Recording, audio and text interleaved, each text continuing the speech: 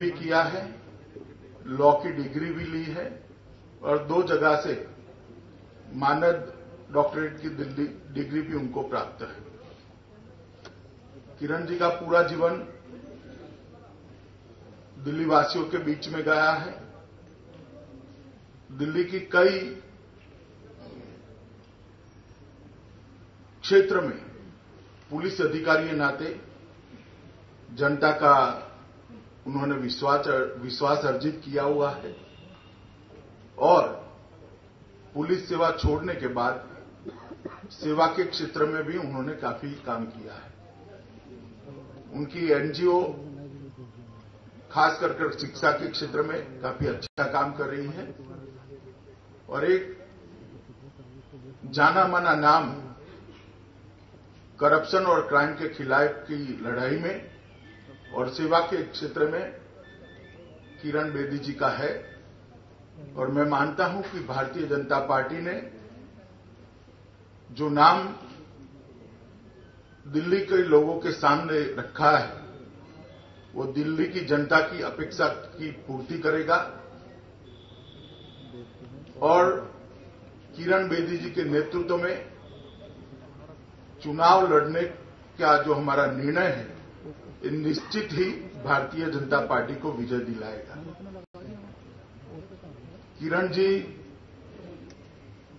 60 Krishnanagar seat से चुनाव लड़ेगी, ये भी पार्टी ने आज फैसला किया है। ये कृष्णानगर सीट से किरण जी एमएलए का चुनाव लड़ेगी।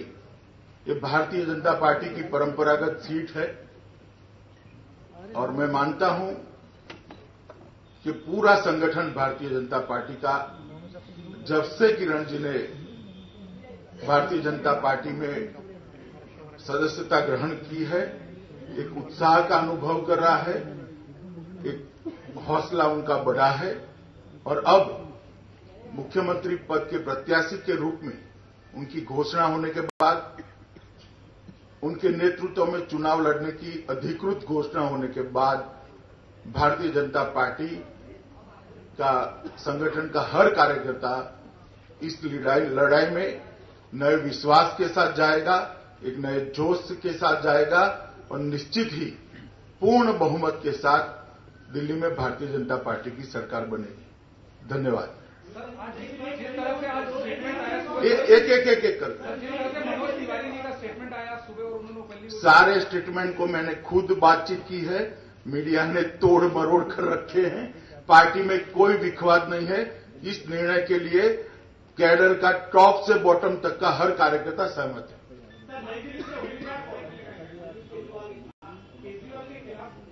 वो घोषणा थोड़ी देर में सूची टाइप होते ही नड्डा जी करेंगे, जो हमारी पार्लियामेंट्री बोर्ड के सेक्रेटरी जनरल हैं, वो आप लोगों को बाकी की इंफॉर्मेशन देंगे। सभी की सभी 70 सीटों के कैंडिडेट आज घोषित हो गए।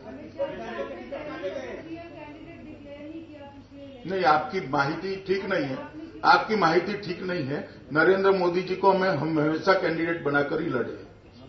शिवराज जी को लड़े हैं, राजस्थान में हमारी सरकार नहीं थी, वसुंधरा जी को लड़े। अरे सुनिए तो, आप हमेशा कह रही है इसलिए कह रहा हूं। और पार्टी की रणनीति होती है, जो राज्य के चुनाव का माहौल होता है उसमें सभी चीजों का हिसाब कर पार्टी जो तय करती है वो रणनीति के हिसाब से फैसले होते हैं।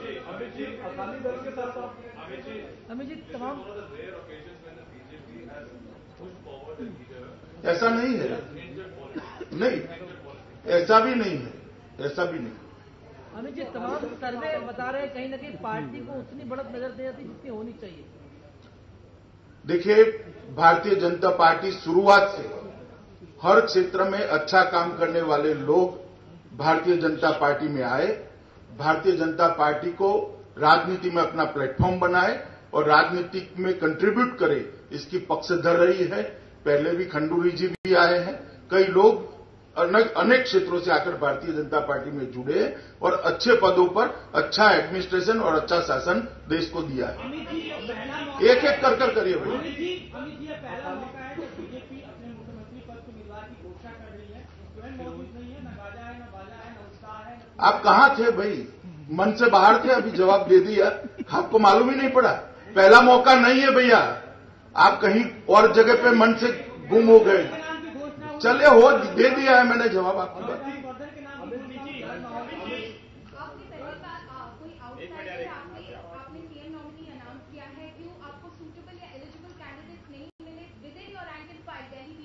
नहीं, ऐसी बात नहीं है। मैंने पहले भी कहा कि भारतीय जनता पार्टी समाज के विभिन्न वर्गों से जो अच्छा काम करने वाले लोग हैं उनको प्लेटफॉर्म देने में पहले से विश्वास रखती है और एक अच्छा स्तुत्य प्रयास है। मुझे लगता है मीडिया ने इसकी सराहना करनी चाहिए।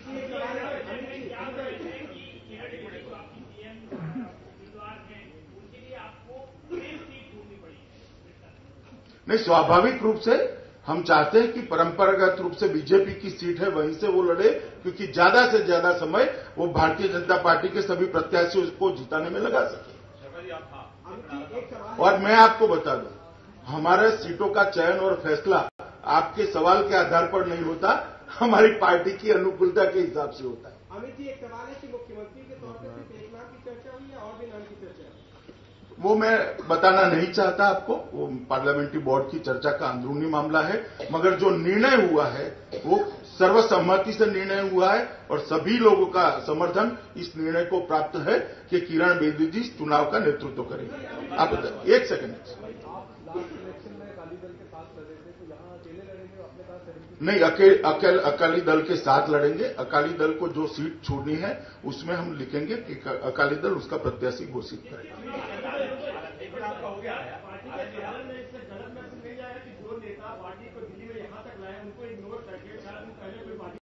भैया, मेरी पार्टी चलाना मुझ पर छोड़ दो, आप चैनल चलाना चालू रखो, बाकी सब मुझ पर छोड़ दो।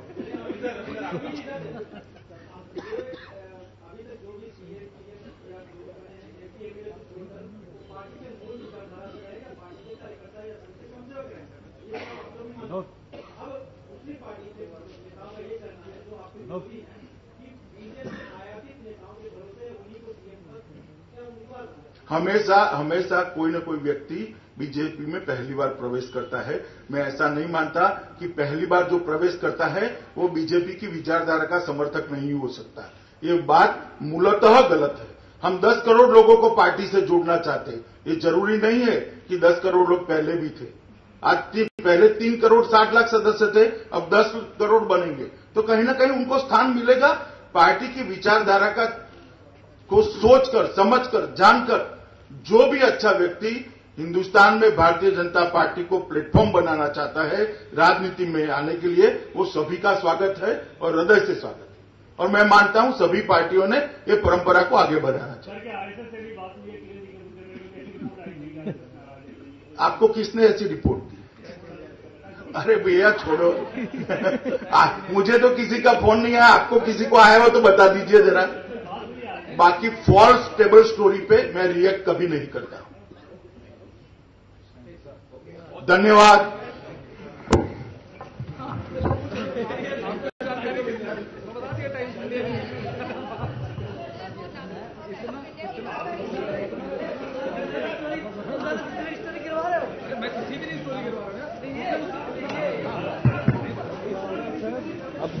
अभी 10 मिनट के बाद जो बाकी की सूची है वो हम जारी करेंगे।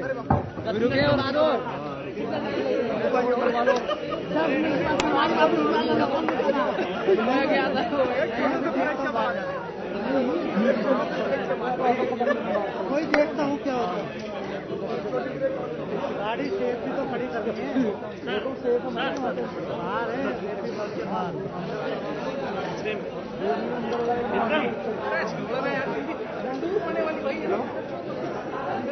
मेरी लाइट जाती है काका, लाइट तो